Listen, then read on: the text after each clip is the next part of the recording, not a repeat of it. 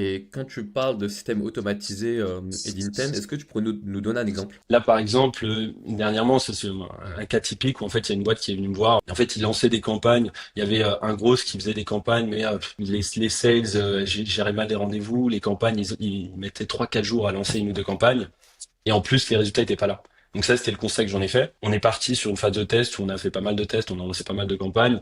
On a identifié en fait les intents qui étaient bons. Et là, du coup, l'objectif, c'était on avait identifié en fait les meilleurs intents, les meilleures campagnes.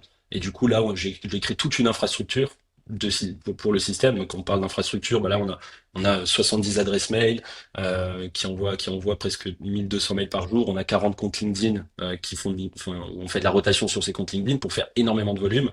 Et là, du coup, sur ce système-là, enfin, c'est un système qui génère entre 30 et 50 rendez-vous par jour pour les sales. Donc, il y a l'équipe sales qui est derrière qui peut le traiter, mais pour toutes les réponses, en fait, derrière, on a créé aussi des setters IA qui vont y répondre automatiquement au système. Et ce qui fait que là, toutes les tâches qui peuvent être faites avec de l'IA de manière intelligente, qui peuvent être automatisées, sont automatisées, ce qui fait que la grosse qui s'occupait avant des campagnes, bah, maintenant s'occupe d'autres tâches enfin, où il y a de la valeur ajoutée.